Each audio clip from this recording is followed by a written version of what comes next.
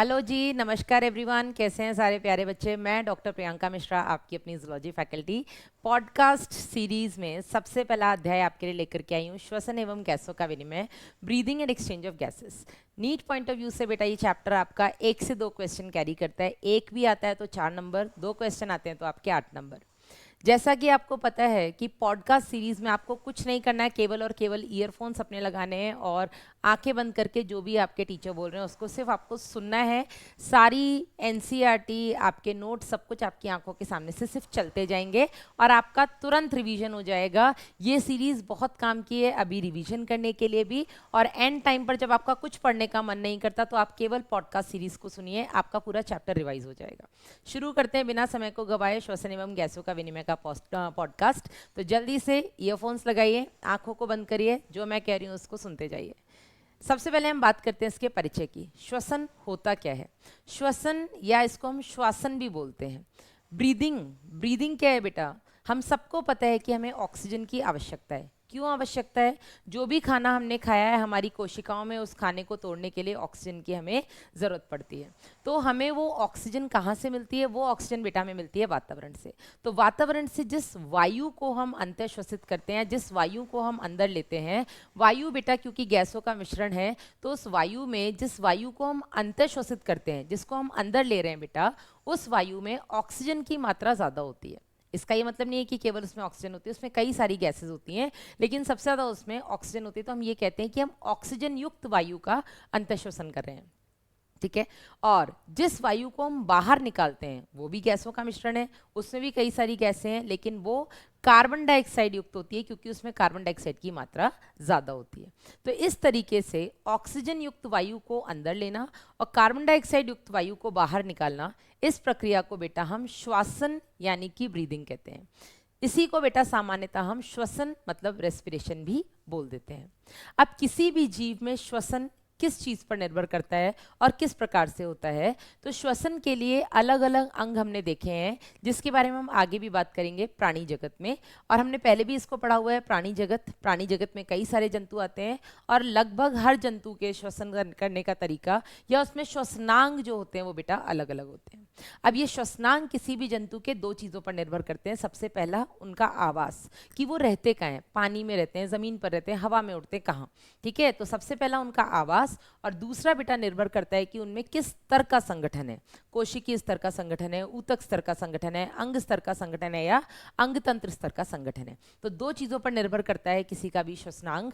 पहला उसका आवास क्या है और दूसरा उसमें किस स्तर का संगठन है। अब श्वसनांग अगर हम देख लें तो सबसे पहले हम बात करेंगे आपके संघ पॉरीफेरा की। तो पॉरीफेरा, सिलेंट्रेटा, टीनोफोरा ये और प्लेटियलमेंथिस, ये जो आपके जीव होते हैं जो कि निम्न प्रकार के जीव होते हैं बेटा, निम्न यानी कि कम विकसित जीव हैं।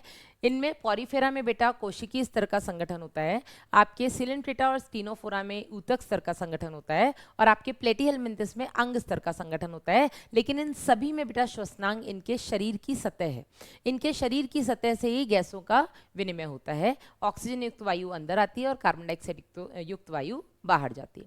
फिर हम बात करते हैं आपके एस्केलमेंथिस की, जिसमें कि ऊतक अंग तंत्र स्तर का संगठन यानी कि organ system level of organisation है, और इसमें भी बेटा शरीर की सतह से ही गैसों का विनिमय होता है। आगे आते हैं जिसमें आता है आपका संघ एनिलिडा, एनिलिडा जिसमें आता है आपका केचुआ। तो केचुआ में आपको पता है कि नम सतह जो उसकी होती है शरीर की, उस नम सतह से गैसों का विनिमय होता है। इसके बाद आते हैं संघ आर्थ्रोपोडा, जो कि सबसे बड़ा संघ है। इस आर्थ्रोपोडा में कई प्रकार के जीव पाए जाते हैं और हर तरह के वातावरण में पाए जाते हैं, पानी में भी, जल पे भी, जल में भी, हवा में भी। इनमें अलग अलग श्वसनांग हमें देखने को मिलते हैं।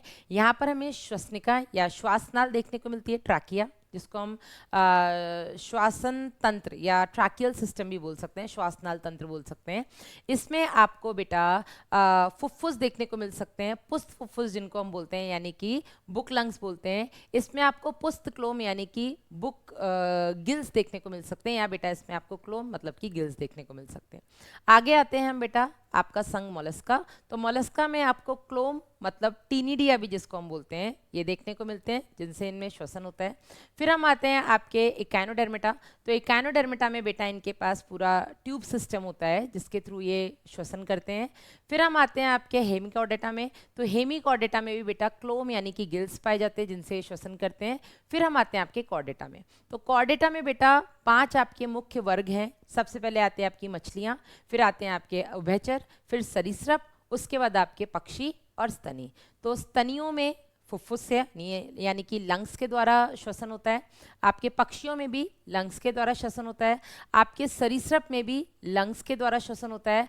आपके जो उभयचर होते हैं जिसमें हमने मेंढक के बारे में पढ़ा है, तो उभयचर में बेटा कई तरह के श्वसनांग होते हैं। अगर हम मेंढक की ही बात कर लें तो जब ये पानी में रहते हैं तो ये त्वचा से श्वसनांग करते हैं। जब ये पानी की सतह पर रहते हैं जिनमें इनका मुंह बाहर रहता है तो ये मुख ग्रसनी गुहा यानी कि बक्कोफेरेंजियल कैविटी से श्वसन करते हैं। और जब ये जमीन पर रहते हैं तो ये अपने त्वचा से भी और अपने फेफड़ों से भी श्वसन करते हैं। जब ये हाइबरनेशन या एस्टाइवेशन यानी कि ग्रीष्म और शीतकालीन जब निष्क्रियता में चले जाते हैं, बिलों में छुपे होते हैं, उस समय भी बेटा ये अपने त्वचा यानी कि स्किन से श्वसन करते हैं।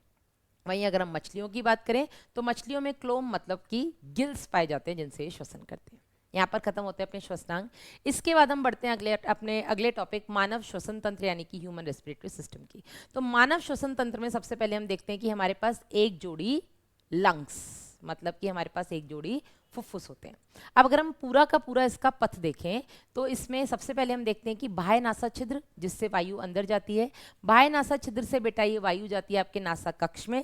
नासा कक्ष से जाती है आपके आंतरिक नासा छिद्र। बाह्य नासा छिद्र और आंतरिक नासा छिद्र एक एक जोड़ी होते हैं। आपका नासा कक्ष भी एक जोड़ी होता है।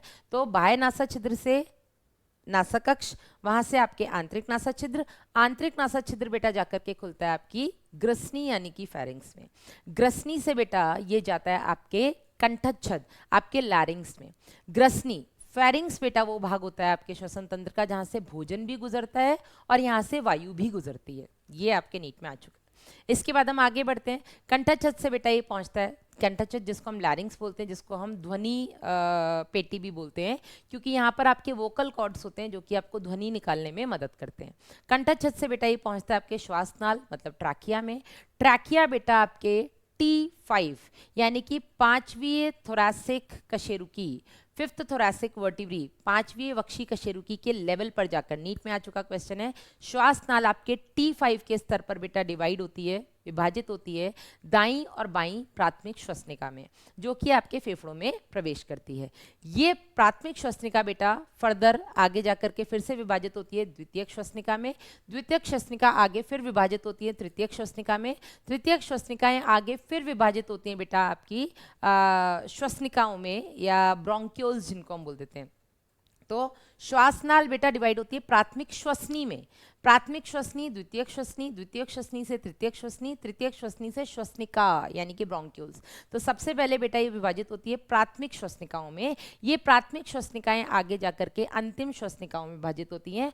अंतिम श्वसनिकाएं आगे जाकर के श्वसनी श्वसनिकाओं में विभाजित होती हैं और ये श्वसनी श्वसनिकाएं बेटा आगे जाकर के आपकी थैली बनाती हैं और उन्हीं थैलियों के अंदर उपस्थित होती है आपकी कूपिका मतलब कि एल्वियोलाई। अब यहाँ पर एक चीज बहुत इंपॉर्टेंट है, वो ये कि ये जो आपकी श्वासनाल, प्राथमिक, द्वितीयक, तृतीयक श्वसनी और प्रारंभिक श्वसनिकाएं इनिशियल ब्रोंक्यूल्स तक, ट्रैकिया से लेके इनिशियल ब्रोंक्यूल्स यानी कि आपके श्वासनाल से लेकर के प्रारंभिक श्वसनिकाओं तक, ये पूरी की पूरी बेटा जो आपकी संरचनाएं हैं ये सी आकार के या अपूर्ण उपास्थल छल्लों से बेटा घिरी होती है। अपूर्ण क्यों या सी आकार की क्यों? क्योंकि आपको पता है आपकी श्वासनाल के पीछे बेटा आपकी भोजन नली यानी कि आपकी ग्रसिका ईसोफेगस है। तो जब आप वायु अंदर जाती है और उधर भोजन नली में खाना जाता है बेटा, तो इन दोनों का आपस में कोलैप्स, ये दोनों आपस में कोलैप्स ना हो उससे बचाने के लिए बेटा ये अपूर्ण उपास्थल छल्ले उपस्थित होते हैं। ठीक है, अब यहाँ पर बेटा हम देखते हैं कि जो पूरा का पूरा आपका श्वसन पथ है इसको हम दो भागों में विभाजित करते हैं। एक संवहन पथ जिसको हम बोलते हैं कंडक्टिंग जोन, और दूसरा हो गया बेटा आपका श्वसन पथ जिसको हम बोलते हैं रेस्पिरेटरी जोन। ठीक है, या एक्सचेंज जोन भी इसको हम बोल देते हैं। तो सबसे पहला है बेटा जो आपका श्वसन आपका जो संवहन जोन जिसको हम कंडक्टिंग जोन बोलते हैं, ये आपके नीट में आ चुका क्वेश्चन है कि कंडक्टिंग जोन के कार्य क्या होते हैं। तो जो आपका संवहन जोन है, इसमें नाम ही है संवहन, मतलब यहाँ से आपकी गैसों का संवहन हो रहा है, आपकी गैसें यहाँ से जा रही हैं। तो कंडक्टिंग जोन का सबसे पहला भाग होता है कि ये आपकी वायु को बाहर से आपकी कुपिका तक और कुपिका से बाहर ले जाने में मदद करती है। दूसरा बेटा इसका सबसे इंपॉर्टेंट काम होता है कि जिस वायु का आप अंतः श्वसन कर रहे हैं, बाहर की वायु गर्म है ठंडी है आपको नहीं पता, लेकिन आपके कुपिका तक जाने से पहले ये संवहन पथ बेटा उसको आपके शरीर के ताप तक लेकर के आता है। तीसरा इसका बहुत इंपॉर्टेंट काम होता है कि जो भी वायु को आपने अंतः श्वसित किया है उसमें अगर कोई भी बाहरी पदार्थ हैं तो उनको बेटा इस संवहन पथ में ही हटा दिया जाता है। उन बाहरी पदार्थों को आपके कुपिका तक नहीं पहुंचने दिया जाता। और चौथा बेटा इसका काम होता है कि जो भी वायु को आपने अंतःश्वसित किया है ये उसको नम बनाने का काम करता है, उसको ह्यूमिडिफाई करता है, उसको नमी प्रदान करता है। तो ये आपके संवहन पथ के 4 कार्य हो गए। फिर आपका जो श्वसन पथ होता है, जो आपका श्वसन भाग होता है, रेस्पिरेटरी जोन होता है, एक्सचेंज जोन होता है, जिसमें आपके कुपिका आते हैं। ये कुपिका क्या करते हैं बेटा, ये कुपिका वो भाग हैं आपके श्वसन पूरे पथ का जहां पर वास्तव में गैसों का विनिमय होता है, यानी कि एक्सचेंज ऑफ गैस होता है। ठीक है, यहां तक क्लियर है। अब ये जो पूरा बेटा आपका प्रक्रिया है, ये जो पूरी श्वसन की प्रक्रिया है, ये किन चरणों में होती है बेटा, ये आपके नीट में आ चुका क्वेश्चन है। तो सबसे पहले तो वातावरण और आपके श्वसन तंत्र के बीच में गैसों का विनिमय, जिसमें हम ऑक्सीजन युक्त वायु को अंदर लेते हैं और कार्बन डाइऑक्साइड युक्त वायु को बाहर निकालते हैं। दूसरा बेटा आपके कुपिका और रक्त के बीच में गैसों का विनिमय। ठीक है, तीसरा जो गैस आपके या जो ऑक्सीजन आपके रक्त में गई है, आपका रक्त बेटा उसको लेकर के ऊतक तक जाएगा। ठीक है, और ऊतक से कार्बन डाइऑक्साइड युक्त रक्त आपकी कुपिका में आएगा। चौथा, आपके रक्त जो वाहिनियां हैं और आपके जो ऊतक हैं उनके बीच में गैसों का विनिमय। और पांचवा जो कि सबसे इंपॉर्टेंट है वो ये, आपकी ऊतक जो कि कोशिकाओं का समूह होता है, उन कोशिकाओं में बेटा इस ऑक्सीजन की मदद से ग्लूकोज का टूटना, जिसको हम वास्तव में श्वसन यानी कि रेस्पिरेशन बोलते हैं, या इसको हम कोशिकीय श्वसन सेलुलर रेस्पिरेशन बोलते हैं। तो ये 5 चरण आपको पता होने चाहिए, इनका सही क्रम पता होना चाहिए। तो सबसे पहला हो गया आपके वातावरण और आपके फेफड़ों के बीच में गैसों का विनिमय, या गैसों का आदान प्रदान। ठीक है, दूसरा हो गया बेटा आपके कुपिका और रक्त के बीच में गैसों का विनिमय। तीसरा हो गया रक्त द्वारा गैसों का परिवहन। चौथा हो गया रक्त और ऊतक के बीच में गैसों का विनिमय। और पांचवा होता है बेटा आपके ऊतक में जो कोशिकाएं उपस्थित हैं वहां पर इस ऑक्सीजन की उपस्थिति में इस ग्लूकोज को तोड़ना, जिसको हम कोशिकीय श्वसन बोलते हैं। ठीक है, यहाँ तक सभी को क्लियर है, कुछ छूटा तो नहीं। चलिए इसी में आगे बढ़ते हैं बेटा और आपको बताते हैं कि जो आपके फेफड़े होते हैं, इन फेफड़ों का जो आवरण होता है, इस आवरण को बेटा हम प्लूरा बोलते हैं। क्या बोलते हैं? प्लूरा। ये प्लूरा बेटा 2 झिल्ली युक्त होता है, जिसकी बाहरी झिल्ली जिसको हम पेराइटल प्लूरा बोलते हैं, ये पेराइटल प्लूरा बेटा आपके वक्षीय गुहा से जुड़ा होता है। वहीं इसकी आंतरिक झिल्ली जिसको हम विसरल प्लूरा बोलते हैं, ये विसरल प्लूरा आपके फेफड़ों से जुड़ा होता है। और इन पेराइटल और विसरल प्लूरा के बीच में एक प्लूरल द्रव्य उपस्थित होता है, जिसका काम होता है जब आपके फेफड़ों में संकुचन और शीतलन होता है, जब वो फैलते और सिकुड़ते हैं, उस समय बेटा इन दोनों झिल्लियों के बीच में घर्षण को कम करना, फ्रिक्शन को रिड्यूस करना। यहाँ खत्म होता है बेटा आपका मानव श्वसन तंत्र।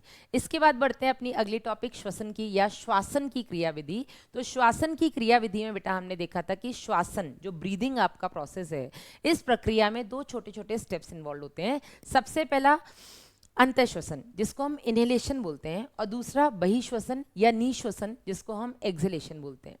अब इस पूरी श्वासन की क्रियाविधि में आपकी 2 पेशियां बहुत काम करती हैं। सबसे पहली हो गई आपकी बाह्य अंतःपर्शुक पेशियां, जिसको हम बोलते हैं EICM या एक्सटर्नल इंटरकोस्टल मसल्स, और दूसरी होती हैं आपकी डायफ्राम की पेशियां, जिनको हम फ्रेनिक मसल्स कहते हैं। ठीक है, चलिए तो सबसे पहले हम बात करेंगे आपके अंतःश्वसन यानी कि इनहेलेशन की। अंतःश्वसन में हम क्या करते हैं बेटा, हम ऑक्सीजन युक्त वायु को अंदर लेकर जाते हैं।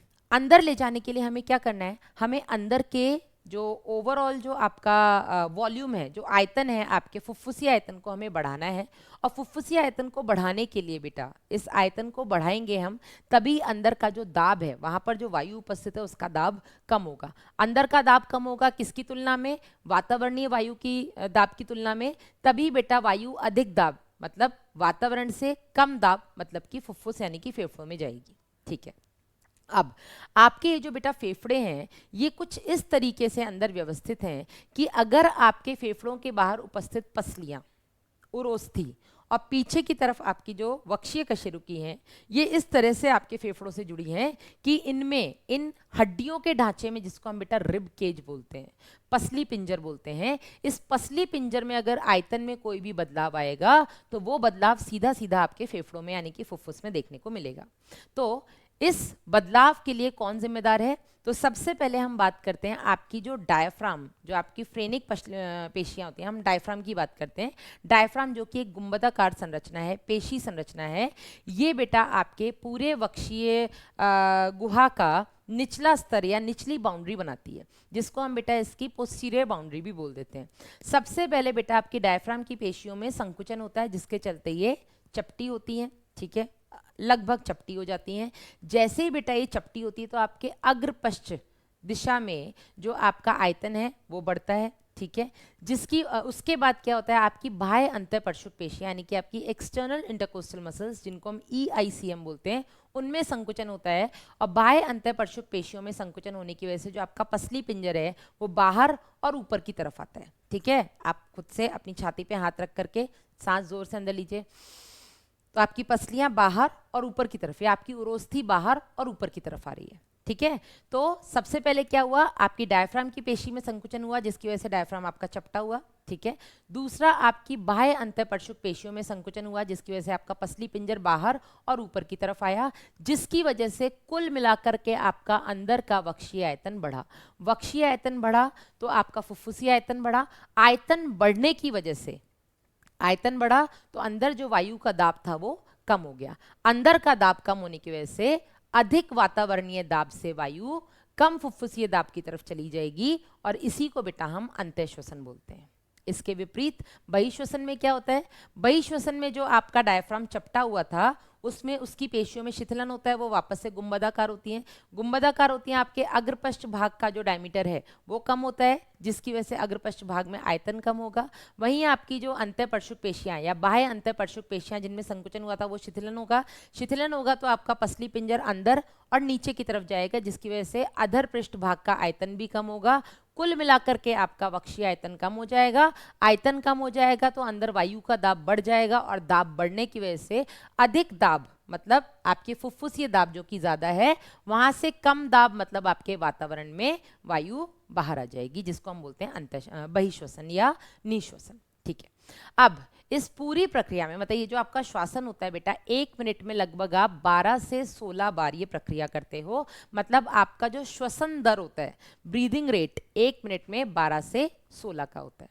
अब इस श्वसन दर के दौरान कितनी वायु आपकी या कितनी मात्रा में वायु अंदर गई, कितनी बाहर गई, इस सबको बेटा हम माप सकते हैं स्पायरोमीटर नाम के एक यंत्र से। स्पायरोमीटर, अब इस स्पायरोमीटर के हम इससे क्या क्या माप सकते हैं उसे जानने से पहले आपको ये पता होना चाहिए कि श्वसन संबंधी आयतन क्या होते हैं और क्षमताएं क्या होती हैं। पहले हम आयतन की बात करते हैं, तो सबसे पहला होता है बेटा आपका ज्वारीय आयतन, जिसको हम टीवी या टाइडल वॉल्यूम कहते हैं। ज्वारीय आयतन क्या होता है बेटा? सामान्य श्वसन के दौरान या सामान्य श्वासन की क्रियाविधि के दौरान जितनी मात्रा वायु आप अंदर या बाहर करते हैं। ठीक है, अभी आप लोग बैठे हैं, शांति से लेक्चर को सुन रहे हैं, पॉडकास्ट को सुन रहे हैं, और इसके सुनने के दौरान सांस तो हम सब ले रहे हैं ना, कोई सांस रोक के तो नहीं बैठा है, नहीं बैठ, ठीक है, तो सब लोग सांस ले रहे हैं। तो इस सामान्य श्वसन की क्रियाविधि के दौरान आप लगभग आधा लीटर मतलब 500 ml वायु अंदर ले रहे हैं और 500 ml वायु बाहर निकाल रहे हैं। तो सामान्य श्वसन के दौरान या श्वासन के दौरान जितनी वायु की मात्रा आप अंदर या बाहर करते हैं, इसको बेटा हम ज्वारीय आयतन मतलब टाइडल वॉल्यूम, टीवी बोलते हैं।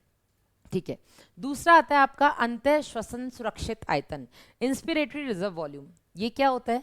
सामान्य श्वसन में जो हमने 500 ml वायु अंदर ली, इसके अलावा जब हम योगा करते हैं तो योगा के दौरान हम जबरदस्ती सांस को जो अंदर खींचते हैं, हम जबरदस्ती जो वायु को अंदर खींचते हैं, उसको बेटा हम बोलते हैं अंतः श्वसन सुरक्षित आयतन, IRV, इंस्पिरेटरी रिजर्व वॉल्यूम।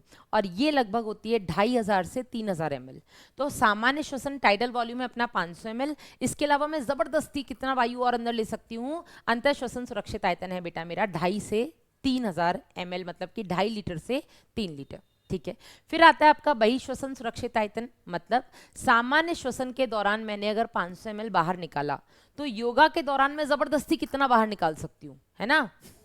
जबरदस्ती में कितनी मात्रा में वायु बाहर निकाल रही हूँ बेटा, ये है आपका बहिश्वसन सुरक्षित आयतन, और ये होता है लगभग आपका 1000 से 1100 ml, लगभग 1 लीटर। ठीक है, इसके अलावा एक और आता है आपका अपशिष्ट आयतन, जिसको हम बोलते हैं रेसिडुअल वॉल्यूम। जितनी मात्रा में आप वायु बाहर निकाल सकते थे, तो सबसे पहले तो हम 500 ml निकालेंगे, जो कि हमारा ज्वारीय आयतन है।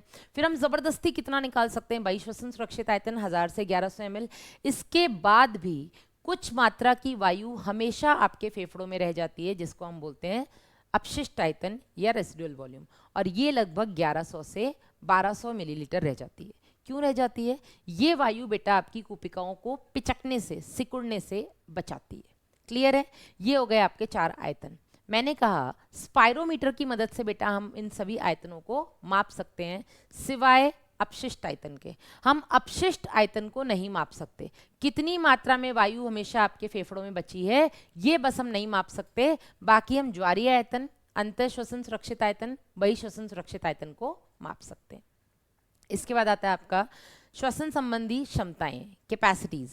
तो कैपेसिटीज में सबसे पहला आता है बेटा आपकी अंतः श्वसन क्षमता, मतलब कुल मैं कितनी मात्रा में वायु को अंदर ले सकती हूँ। तो ज्वारीय आयतन मैं 500 ml अंदर ले सकती हूँ, प्लस मैं IRV, अंतः श्वसन सुरक्षित आयतन भी अंदर ले सकती हूँ। तो मेरी अंतः श्वसन क्षमता कितनी हुई बेटा, 500 प्लस 2500 से 3000 ml, मतलब कि TV प्लस IRV। ठीक है, मेरी बहिश्वसन क्षमता कितनी हुई, मैं कितनी मात्रा में बाहर वायु निकाल सकती हूँ। तो मैं 500 ml निकाल सकती हूँ ज्वारीय आयतन, प्लस मैं 1000 से 1100 ml यानी कि निश्वसन सुरक्षित आयतन या बहिश्वसन सुरक्षित आयतन भी निकाल सकती हूँ। तो मेरी बहिश्वसन क्षमता कितनी हुई, TV प्लस ERV। इसके बाद आती है आपकी क्रियाशील functional residual volume, functional residual capacity, जिसको हम बोलते हैं क्रियाशील अपशिष्ट क्षमता। मतलब सामान्य वायु बाहर निकालने के बाद, 500 ml निकालने के बाद कितनी वायु मेरे फेफड़ों में बचती है, जिसको कि मैं अभी और निकाल सकती हूँ। तो बेटा कितनी बचती है, एक तो बचती है आपकी ERV, ठीक है, जिसको हम अभी निकाल सकते हैं 1000 से 1100 ml। ठीक है, इसके अलावा RV भी तो बच रही है, वो अभी निकाल नहीं सकते लेकिन बच तो रही है ना। तो ये हो गई बेटा आपकी क्रियाशील अपशिष्ट क्षमता। इसके बाद आती है आपकी वाइटल कैपेसिटी, जिसको हम बोलते हैं जैव क्षमता। तो जैव क्षमता क्या होती है बेटा, कि बलपूर्वक बाहर निकालने के बाद, बलपूर्वक मैं कितनी वायु बाहर निकाल सकती हूँ, कितनी निकाल सकती हूँ, आपका TV निकाल सकती हूँ और आपका ERV निकाल सकती हूँ।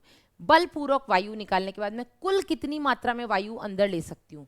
तो मैं सबसे पहले तो मैंने जो जबरदस्ती बाहर निकाला था ERV, वो अंदर लूंगी। फिर जो मैं सामान्य अंदर लेती हूँ 500 ml, वो अंदर लूंगी। उसके बाद जो मैं जबरदस्ती अंदर ले सकती हूँ, यानी कि IRV 2500 से 3000 ml, ये भी मैं अंदर लूंगी। तो ये हो जाएगी बेटा अपनी जैव क्षमता। लास्ट में आती है आपकी कुल फुफ्फुसीय क्षमता, यानी कि टोटल लंग कैपेसिटी। तो कुल आपके फुफ्फुस की कितनी क्षमता है, तो कुल क्षमता कितनी है, रेसिडुअल वॉल्यूम तो उसमें हमेशा बचेगी बचेगी, TV आप सामान्य लेते ही हैं, ERV जो हम जबरदस्ती निकाल सकते हैं, प्लस जो मैं जबरदस्ती अंदर ले सकती हूँ। तो वास्तव में मेरे फुफ्फुस के अंदर ये सारी की सारी आयतन समा सकते हैं एक साथ। तो ये सब मिला करके हो जाती है मेरी कुल फुफ्फुसीय क्षमता। टोटल लंग कैपेसिटी क्या हो जाती है, आपके चारों आयतनों का जोड़, यानी कि TV plus IRV plus ERV plus RV। यहाँ से बेटा आपके नीट में ये जो आयतन और क्षमताएं हैं, यहाँ से बेटा आपके नीट में क्वेश्चन आता है। इसके बाद हम बात करेंगे गैसों का विनिमय, यानी कि डिफ्यूजन ऑफ गैसेस। तो गैसों का विनिमय जब मैं बात करूं बेटा, उससे पहले आपको ये पता होना चाहिए कि गैसों का विनिमय होता कहाँ है। तो हमारे शरीर में गैसों का विनिमय 2 जगह होता है। सबसे पहले होता है बेटा कूपिका और रक्त के बीच में, ठीक है, जो कि प्राथमिक सतह है गैसों के विनिमय की। और दूसरा बेटा होता है आपके रक्त और ऊतक के बीच में, ठीक है, जो कि द्वितीयक सतह है। तो गैसों का विनिमय शरीर में दो जगह होता है, प्राथमिक रूप से आपकी कूपिका और रक्त के बीच में, और वहीं दूसरी जगह आपके ऊतक और रक्त के बीच में भी होता है। अब गैसों का विनिमय होगा तो विनिमय झिल्ली के द्वारा होगा। तो ये विसरण झिल्ली या विनिमय झिल्ली बनाता कौन है? तो विसरण झिल्ली बेटा तीन चीजों से मिलकर के बनती है।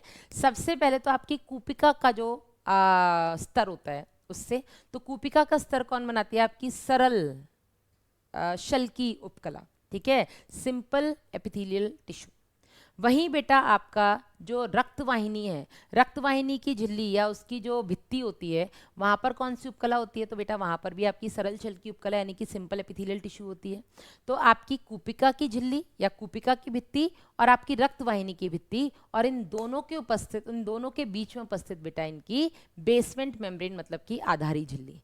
तो विसरण झिल्ली तीन चीजों से मिलकर बनती है। पहली हो गई आपकी कूपिका की भित्ति, सरल शल की उपकला, जिसको हम न्यूमोसाइट्स भी बोल देते हैं। दूसरी हो गई बेटा इनके बीच में आधारी झिल्ली, और तीसरी हो गई आपकी रक्तवाहिनी की भित्ति, जिसको हम एंडोथीलियम बोलते हैं। ठीक है, तो ये तीनों मिलकर के बेटा बनाती हैं विसरण झिल्ली, जिससे कि गैसों का विनिमय होता है। अब ये गैसों का विनिमय होता किस वजह से है बेटा?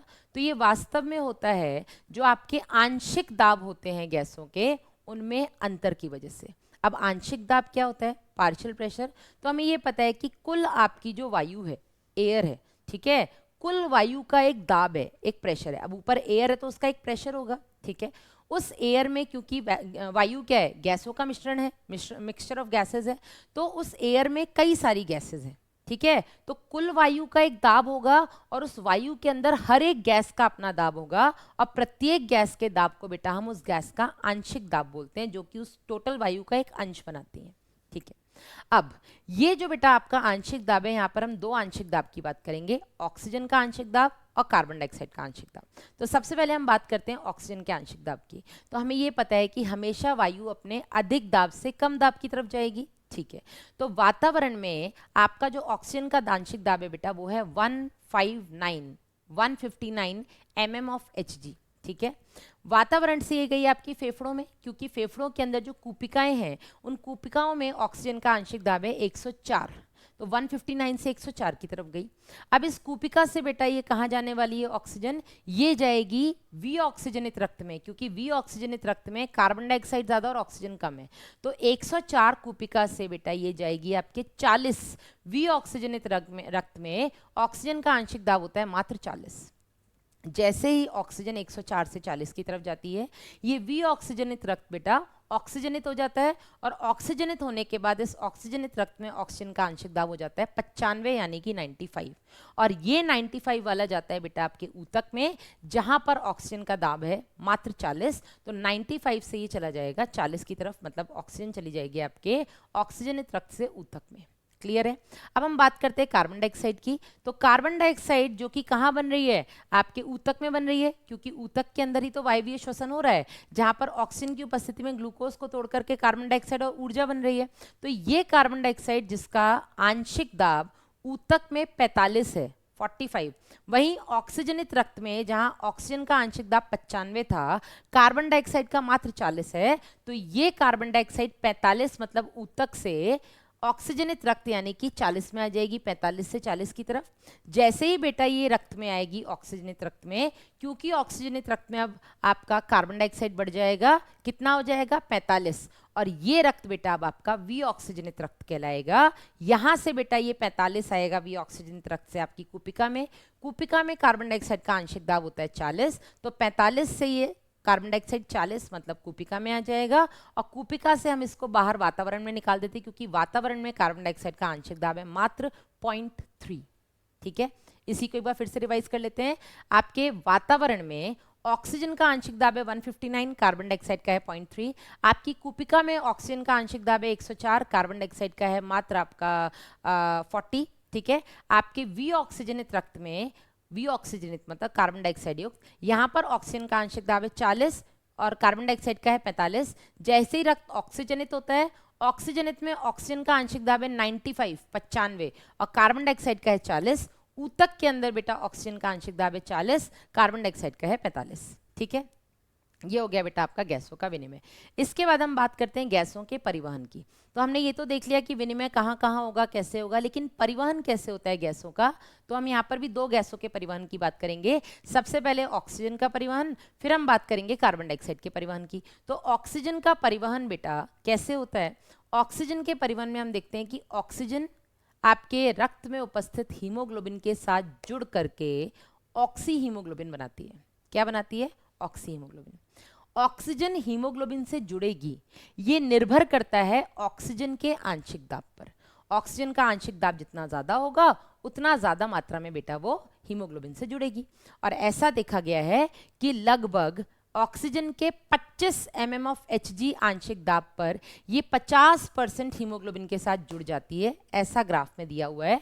और वहीं बेटा 90-95 आंशिक दाब पर ये लगभग 100% हीमोग्लोबिन के साथ जुड़ जाती है। ठीक है, इसके बाद बेटा हमने ये देखा कि कौन कौन से ऐसे कारक हैं जो ऑक्सीजन के परिवहन को प्रभावित करते हैं। इसके बारे में हमने बात की ऑक्सीजन वियोजक वक्र में। तो सामान्य ऑक्सीजन का परिवहन हमने देखा, जब हम सामान्य ऑक्सीजन के परिवहन को लेकर के ऑक्सीजन डिसोसिएशन कर्व यानी कि ऑक्सीजन वियोजक वक्र बनाते हैं, वो एक एस आकार का, जिसको हम बोलते हैं सिग्मोइड आकार का एक वक्र बनता है। अब ये वक्र का दाईं ओर शिफ्ट होना और इसका बाईं ओर विस्थापन होना क्या बताता है? तो ऑक्सीजन वियोजन वक्र का दाईं ओर विस्थापित होना बताता है कि ऑक्सीजन हीमोग्लोबिन से नहीं जुड़ पा रहा है। ठीक है, और ऑक्सीजन वियोजक वक्र का बाईं ओर विस्थापित होना यह बताता है कि ऑक्सीजन हीमोग्लोबिन से जल्दी जुड़ रहा है।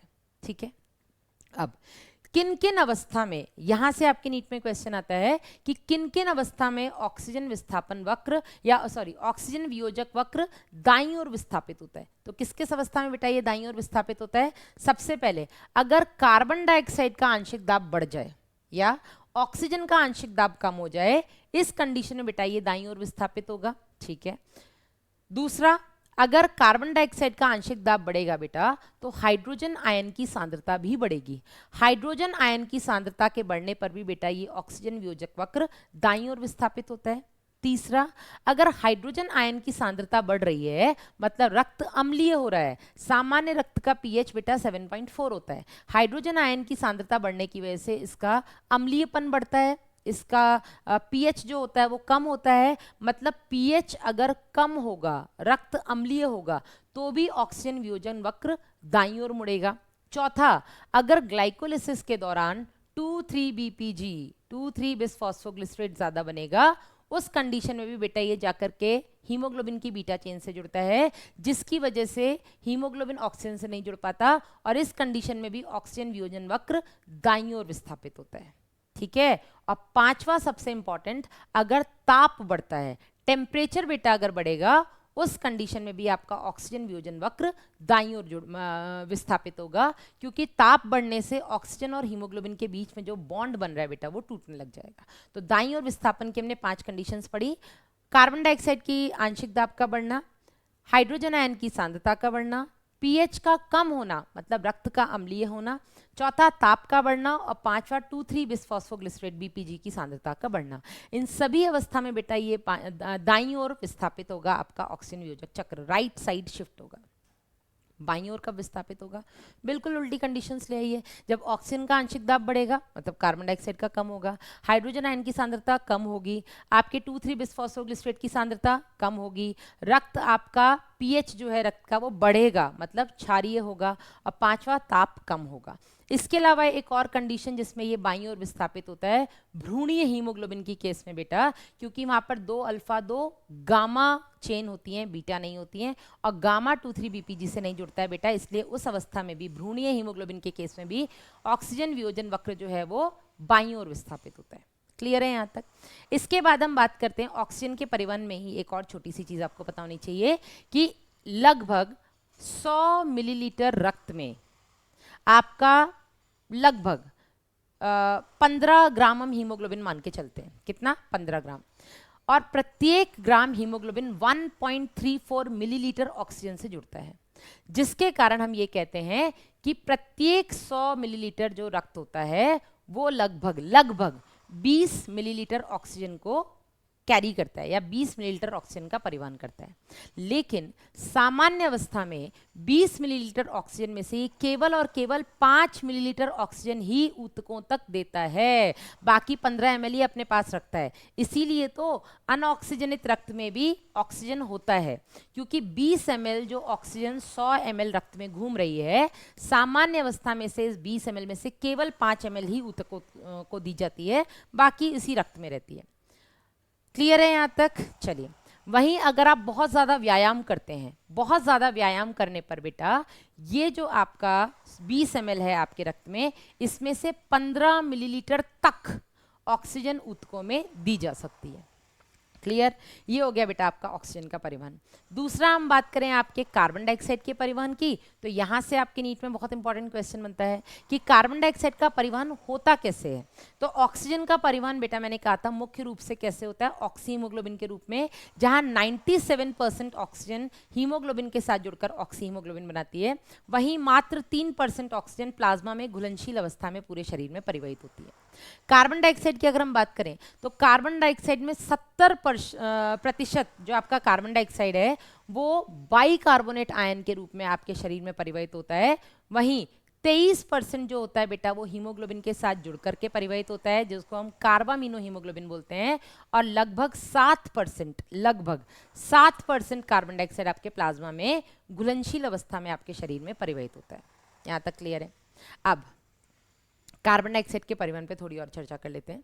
तो ऊतक से जब कार्बन डाइऑक्साइड आपके रक्त में आता है, ऑक्सीजनित रक्त में, क्योंकि ऑक्सीजनित रक्त में कार्बन डाइऑक्साइड की सांद्रता या आंशिक दाब होता है उसका 40, ऊतक में कोशिकीय श्वसन की वजह से कार्बन डाइऑक्साइड बना है तो वहां पर इसका आंशिक दाब है 45। तो ऊतक से 45 से ये 40 की तरफ यानी कि रक्त में आएगा। जैसे ही रक्त में आएगा ये रक्त अब वी ऑक्सीजनित हो जाएगा। वी ऑक्सीजनित मतलब जिसमें कार्बन डाइऑक्साइड की सांद्रता ज़्यादा है, और वी ऑक्सीजनित होते ही इसमें कार्बन डाइऑक्साइड का जो आंशिक दाब होता है वो 45 हो जाता है। ठीक है, अब ये कार्बन डाइऑक्साइड जो आपके रक्त में आया है बेटा, रक्त में प्लाज्मा भी है और लाल रुधिर कणिकाएं यानी कि आरबीसीज भी है। तो ये बेटा 7% तो प्लाज्मा में ही रह जाता है, बाकी का लगभग 93% बेटा ये एंटर कर जाता है आपके आरबीसीज में, और आरबीसीज में एंटर करने के बाद लगभग 23% जो ये आपका कार्बन डाइऑक्साइड होता है ये सीधा जा करके आपके हीमोग्लोबिन से जुड़ जाता है और बनाता है कार्बामिनो हीमोग्लोबिन। बचा हुआ 70% बेटा जो कार्बन डाइऑक्साइड है ये आरबीसी में उपस्थित जो आपके जल के अणु होते हैं उनके साथ जुड़ता है, और एक एंजाइम कार्बोनिक एनाइड्रेज की उपस्थिति में ये कार्बन डाइऑक्साइड और जल मिलकर के बनाते हैं कार्बोनिक अम्ल यानी कि H2CO3, और फिर से इसी एंजाइम कार्बोनिक एनाइड्रेज की उपस्थिति में बेटा ये कार्बोनिक अम्ल टूट के बनाता है हाइड्रोजन आयन और बाइकार्बोनेट आयन। वैसे तो ये कार्बोनिक एनाइड्रेज आपके प्लाज्मा में भी है, लेकिन आरबीसी में प्लाज्मा की तुलना में कहीं ज़्यादा है। ठीक है, अब ये जो बेटा हाइड्रोजन आयन है, कुछ हाइड्रोजन जाकर के तो आपके हीमोग्लोबिन से जुड़ जाता है, ठीक है, और बाकी का बेटा जो आपका बाइकार्बोनेट आयन है ये बाइकार्बोनेट आयन बेटा बाहर निकल जाता है। बाहर मतलब आरबीसी से ये निकल जाता है आपके रक्त के प्लाज्मा में। बदले में प्लाज्मा से, क्योंकि अगर बाइकार्बोनेट अंदर से बाहर निकल रहा है, आरबीसी से प्लाज्मा में आ रहा है, तो अंदर हाइड्रोजन आयन की सांद्रता बहुत ज्यादा बढ़ सकती है ना, तो उसको रोकने के लिए बेटा बाहर से एक निगेटिव आयन यानी कि क्लोराइड आयन अंदर आता है, जिसको हम बोलते हैं क्लोराइड शिफ्ट या क्लोराइड विस्थापन। और इसी क्लोराइड विस्थापन को बेटा हम हैम्बर्गर फिनोमिनन भी कहते हैं। ठीक है, क्लियर है? तो ये हैम्बर्गर फिनोमिनन, क्लोराइड शिफ्ट, ये सब कहाँ हो रहा है बेटा? ये सब हो रहा है आपके ऊतक के स्तर पर। ठीक है, जहां बाइकार्बोनेट आयन आपके आरबीसी से प्लाज्मा में जा रहा है, बदले में बेटा क्लोराइड विस्थापन यानी कि क्लोराइड आपके प्लाज्मा से आरबीसी में आ रहा है, जिसको हमने क्लोराइड विस्थापन, क्लोराइड शिफ्ट या हैम्बर्गर फिनोमिनन बोला। अब यही बेटा बाइकार्बोनेट के रूप में, कार्बामिनो हीमोग्लोबिन के रूप में, जहां वो थोड़ा बहुत कार्बन डाइऑक्साइड आपके हीमोग्लोबिन से जुड़ गया, 7% प्लाज्मा में घुलनशील है, ये बेटा पहुंचता है आपके ऊतक, आपकी कूपिका तक, आपके फेफड़ों तक। ठीक है, कूपिका में आने के बाद क्या हमने देखा कि कूपिका में तो ऑक्सीजन 104 है, कार्बन डाइऑक्साइड मात्र 40 है, वहीं आपके वी ऑक्सीजनित रक्त में कार्बन डाइऑक्साइड अब 45 है और ऑक्सीजन मात्र 40 है। तो ये कार्बन डाइऑक्साइड अधिक सांद्रता यानी कि रक्त से कूपिका में जाएगा, बदले में ऑक्सीजन बेटा आपके कूपिका से रक्त में आएगी। तो जैसे ही ऑक्सीजन कूपिका से रक्त में आएगी, ऑक्सीजन हीमोग्लोबिन से जुड़ेगी, तो सबसे पहले तो ये धक्का देगी उस कार्बन डाइऑक्साइड को जो हीमोग्लोबिन से जुड़ा हुआ था, कार्बामिनो हीमोग्लोबिन से, ठीक है, जो कार्बामिनो हीमोग्लोबिन बना रहा था, तो ये कार्बन डाइऑक्साइड आपकी कूपिका में चला जाएगा, ठीक है। दूसरा जो क्लोराइड अभी आरबीसी में था, ये क्लोराइड वापस से कहाँ चला जाएगा, आपके प्लाज्मा में, और बाहर प्लाज्मा से बाइकार्बोनेट आयन अंदर आ जाएगा। तो ये जो क्लोराइड वापस गया, इसको हम बोलते हैं रिवर्स क्लोराइड शिफ्ट, ठीक है, या उल्टा क्लोराइड विस्थापन, और इसको बेटा हम बोलते हैं हैल्डेन इफेक्ट, जो आपको कूपिका के स्तर पे देखने को मिलता है। जब ये बाइकार्बोनेट बेटा प्लाज्मा से वापस आपके आरबीसी में आता है, ये बाइकार्बोनेट हाइड्रोजन आयन के साथ मिलकर कार्बोनिक अम्ल बनाता है कार्बोनिक एनहाइड्रेज की उपस्थिति में, और वापस से इसी कार्बोनिक एनहाइड्रेज की उपस्थिति में ये कार्बोनिक अम्ल टूट करके कार्बन डाइऑक्साइड और जल अलग अलग बनाता है। ये कार्बन डाइऑक्साइड बेटा विस्थापित हो जाता है आपके कहाँ, कूपिका में, और कूपिका से शरीर के बाहर। ये होता है बेटा कार्बन डाइऑक्साइड का परिवहन। इसके बाद हम बात करेंगे श्वसन के नियमन की, कि इस पूरी श्वसन की प्रक्रिया को कौन प्रभावित करता है। तो सबसे पहले आपको पता होना चाहिए कि आपके मस्तिष्क का जो पश्च मस्तिष्क भाग है, इस पश्च मस्तिष्क में एक मेड्यूला भाग है, जिस मेड्यूला में बेटा एक श्वसन लय केंद्र, रेस्पिरेटरी रिदम सेंटर उपस्थित होता है। ये श्वसन लय केंद्र मुख्य रूप से बेटा श्वसन की क्रियाविधि को प्रभावित करता है या उसका नियमन करता है। लेकिन इसी श्वसन लय केंद्र को प्रभावित करने वाला एक और केंद्र होता है, जिसको हम बोलते हैं न्यूमोटैक्सिक केंद्र या श्वसन प्रभावी केंद्र, जो आपके पश्च मस्तिष्क के पोन्स भाग में उपस्थित है, ठीक है। इसी श्वसन लय केंद्र के पास मेडुला में एक और कीमोसेंसिटिव यानी कि आपका रसायन संवेदी केंद्र पाया जाता है। इसी के अलावा बेटा आपके जो एओर्टिक आर्च है, जो आपकी एओर्टिक धमनी है, जो आपकी कैरोटिड आर्टरी है, यहाँ पर भी बेटा छोटे छोटे कुछ सेंटर्स उपस्थित होते हैं। श्वसन लय केंद्र का काम है श्वसन की क्रिया का नियमन करना, अंतः श्वसन और बहिश्वसन का नियमन करना। लेकिन इसके अलावा ये जितने भी केंद्र हैं, आपका श्वसन प्रभावी न्यूमोटैक्सिक केंद्र जो कि पोन्स में है, आपका रसायन संवेदी कीमोसेंसिटिव केंद्र जो कि मेडुला में आपके श्वसन लय केंद्र के पास है, इसके अलावा आपके एओर्टिक आर्च और आपके कैरोटिड आर्टरी, कैरोटिड धमनी में जितने भी ये केंद्र हैं, ये सारे के सारे केंद्र हाइड्रोजन आयन और कार्बन डाइऑक्साइड के आंशिक दाब के लिए सेंसिटिव होते हैं, संवेदी होते हैं। अगर आपके शरीर में कार्बन डाइऑक्साइड की मात्रा बढ़ रही है, कार्बन डाइऑक्साइड का आंशिक दाब बढ़ रहा है, या आपके शरीर में हाइड्रोजन आयन की सांद्रता बढ़ रही है, क्योंकि कार्बन डाइऑक्साइड बढ़ेगा तो हाइड्रोजन आयन भी बढ़ेगा, क्योंकि कार्बन डाइऑक्साइड ही तो जल के साथ जुड़ के कार्बनिक अम्ल और वापस से टूट के हाइड्रोजन आयन बना रहा है। तो जितना ज्यादा कार्बन डाइऑक्साइड उतना ज्यादा हाइड्रोजन आयन, ठीक है। तो अगर आपके शरीर में कार्बन डाइऑक्साइड का आंशिक दाब या हाइड्रोजन आयन की सांद्रता बढ़ती है, तो ये सारे के सारे जो केंद्र होते हैं, ये सारे के सारे केंद्र केवल इन्हीं चीज को भांप पाते हैं। इनको कोई फर्क नहीं पड़ता ऑक्सीजन कम है, ऑक्सीजन ज्यादा है, ना, इनको समझ ही नहीं आता इनको। लेकिन ये समझ में आता है कि कार्बन डाइऑक्साइड की सांद्रता बढ़ गई, कार्बन डाइऑक्साइड का आंशिक दाब बढ़ गया है, हाइड्रोजन आयन की सांद्रता बढ़ गई है, और इस अवस्था में बेटा ये सारे के सारे केंद्र किसको मैसेज पहुंचाते हैं, आपके श्वसन लय केंद्र को। और जो आपका श्वसन प्रभावी केंद्र है, न्यूमोटैक्सिक केंद्र, जो आपके पोन्स में उपस्थित है, ये बेटा आपके श्वसन लय केंद्र को, जो कि आपके मेडुला भाग में उपस्थित है, उसको बोलता है कि ऐसा है, ये जो कार्बन डाइऑक्साइड की सांद्रता बढ़ाई है, इसको बाहर निकालो।